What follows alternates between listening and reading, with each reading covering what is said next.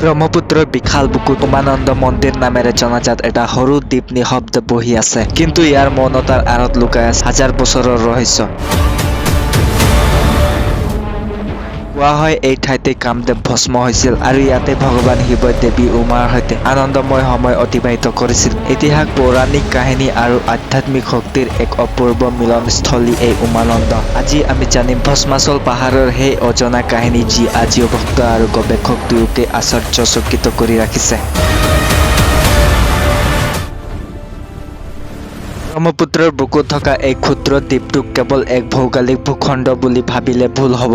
ইয়াৰ প্ৰতিটো শিলত লিখা আছে হাজাৰ বছৰৰ পুৰণি এক ইতিহাস। কালিকা পুৰাণৰ মতে সৃষ্টিৰ আৰম্ভণিতে ভগৱান শিৱই এই স্থানত নিজৰ পত্নী উমা অথবা পাৰ্বতীৰ আনন্দৰ বাবে এক বিশেষ স্থান নিৰ্মাণ কৰিছিল। যিহেতু এই দ্বীপত দেৱী উমাৰ বাবে শিৱই বাস কৰিছিল, সেয়েহে ইয়াৰ নাম হ'ল উমানন্দ। কিন্তু এই দ্বীপটোৰ আন এটা নাম আছে ভস্মাচল। ইয়াৰ আঁৰৰ কাহিনীটো অতি ভয়ংকৰ আৰু ৰহস্যময়। কিংবদন্তি অনুসৰি যেতিয়া সতীক হেৰুৱাই মহাদেৱ গভীৰ ধ্যানত মগ্ন আছিল, তেতিয়া দেৱতাসকলে তাৰকাসুৰ নামৰ অসুৰক বধ কৰিবলৈ শিৱৰ পুত্ৰৰ প্ৰয়োজন অনুভৱ কৰিছিল। শিৱৰ ধ্যান ভাঙিবলৈ দেৱৰাজ ইন্দ্ৰই কামদেৱক প্ৰেৰণ কৰিছিল। কামদেৱে যেতিয়া পুষ্পকৰ নিক্ষেপ কৰি মহাদেৱৰ ধ্যান ভংগ কৰিলে, তেতিয়া ক্ৰোধত মহাদেৱৰ তৃতীয় চকু মুকলি হৈ পৰিল। সেই ক্ৰোধাগ্নিত কামদেৱ এই দ্বীপটোতে ভস্মীভূত হৈছিল। যিহেতু কামদেৱ ইয়াত ভস্ম হৈছিল, সেয়েহে এই দ্বীপটোক ভস্মাচল বুলি জনা যায়। আজিও দ্বীপটোৰ পৰিৱেশত এক অদ্ভুত মৌনতা আৰু মহাদেৱৰ সেই উগ্ৰ শক্তিৰ অৱশিষ্ট অনুভৱ কৰা যায় বুলি ভক্তসকলে বিশ্বাস কৰে।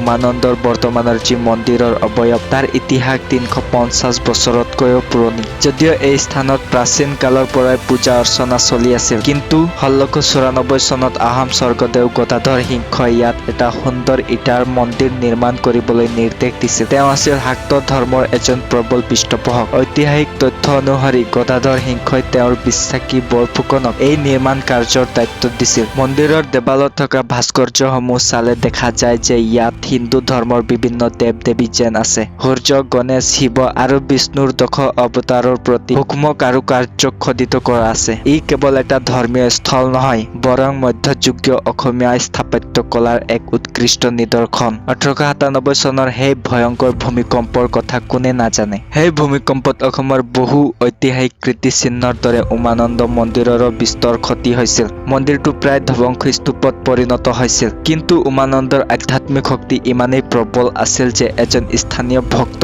আৰু দানবীৰ ব্যৱসায়ে পৰৱৰ্তী সময়ত মন্দিৰটো পুনৰ সংস্কাৰ কৰে। মন্দিৰৰ ভিতৰত থকা মূল গৰ্ভগৃহত এতিয়াও সেই প্ৰাচীন যুগৰ শিৱলিংগ আৰু শৈল স্থাপত্যৰ অৱশেষ দেখিবলৈ পোৱা যায়, যিয়ে মানুহক আশ্চৰ্যচকিত কৰি তোলে। ব্ৰিটিছ শাসন কালত যেতিয়া ইংৰাজ বিষয়া ব্ৰহ্মপুত্ৰৰে গৈ আছিল, তেতিয়া তেওঁলোকে এই দ্বীপটোৰ আকৃতি এটা মৰা চৰাইৰ পেখম মেলা অৱস্থাৰ দৰে দেখিছিল। সেয়েহে তেওঁলোকে ইয়াৰ নাম দিছিল পিকক আইলেণ্ড। কিন্তু কেৱল ইয়াৰ বাবেই নহয়, এই দ্বীপটোত পৃথিৱীৰ আটাইতকৈ সৰু জনবসতিপূৰ্ণ নদী দ্বীপ হিচাপেও জনাজাত। এই নিৰ্জনতাই ইয়াক এক ৰহস্যময় পৰিৱেশ প্ৰদান কৰে। উমানন্দৰ আটাইতকৈ ডাঙৰ আকৰ্ষণ আৰু ৰহস্য হ'ল ইয়াত পোৱা সোণালী বান্দৰ। সমগ্ৰ পৃথিৱীত কেৱল অসম আৰু ভূটানৰ কিছু অংশত পোৱা এই বিৰল প্ৰজাতিৰ বান্দৰবোৰ এই সৰু দ্বীপটোত কেনেকৈ আহিল, সেইটো আজিও এক বিস্ময়। কোৱা হয় যে বহু বছৰ আগতে এহাল সোণালী বান্দৰ কোনোবাই ইয়াত এৰি দিছিল আৰু তাৰ পিছৰে পৰা সিহঁতৰ বংশ বৃদ্ধি হয়। বৰ্তমান যদিও সিহঁতৰ সংখ্যা কমি আহিছে, কিন্তু ভক্তসকলে এই বান্দৰবোৰক হনুমানৰ ৰূপ বা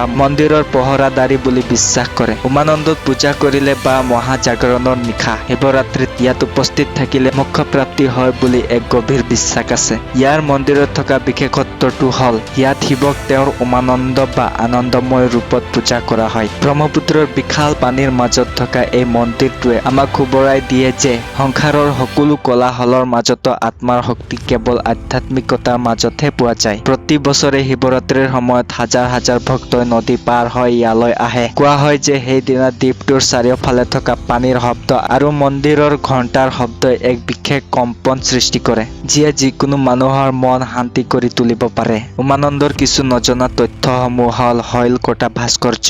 দ্বীপটোৰ শিলবোৰত প্ৰাচীন কালৰ বহুতো খোদিত মূৰ্তি আছে, যিবোৰ আজিও অক্ষত অৱস্থাত আছে। এইবোৰ কোন যুগৰ তাক লৈ আজিও গৱেষণা চলি আছে। নদীৰ পাৰৰ পৰা দূৰত্ব আজিও চহৰৰ নিশ্চয় কাষত, তথাপিও নদীৰ সোঁতে এই দ্বীপটোক এক সুকীয়া পৃথিৱী কৰি ৰাখিছে। পৰিৱেশ তন্ত্ৰ এই সৰু দ্বীপটোত থকা গছ-গছনি আৰু শান্ত পৰিৱেশ এক বিশেষ জৈৱ বৈচিত্ৰ্য ধৰি ৰাখিছে। উমানন্দ কেৱল এখন ধৰ্মীয় স্থান নহয়, ই হ'ল অসমৰ গৌৰৱময় ইতিহাস আৰু প্ৰকৃতিৰ এক অদ্ভুত মিলনস্থলী। ব্ৰহ্মপুত্ৰৰ বুকুত ফেৰীৰে গৈ থাকোতে যেতিয়া মন্দিৰৰ চূড়া দেখা যায়, তেতিয়া এক অজান শিহৰণ অনুভৱ হয়। যি দেশত কামদেৱ ভস্ম হৈছিল আৰু যি ঠাইত দেৱী উমাৰ সৈতে মহাদেৱে সময় অতিবাহিত কৰিছিল, সেই ঠাইৰ বতাহত আজিও এক ৰহস্যময় শক্তি বিৰাজমান। আপুনি যদি এজন ইতিহাস প্ৰেমী, এজন আধ্যাত্মিক সন্ধানী বা এজন প্ৰকৃতি প্ৰেমী, উমানন্দই আপোনাক কেতিয়াও নিৰাশ নকৰে। অসমৰ বুকুত থকা এই সৰু অথচ মহান দ্বীপটোৱে আজিও আমাক আমাৰ শিপাৰ কথা সোঁৱৰাই দিয়ে।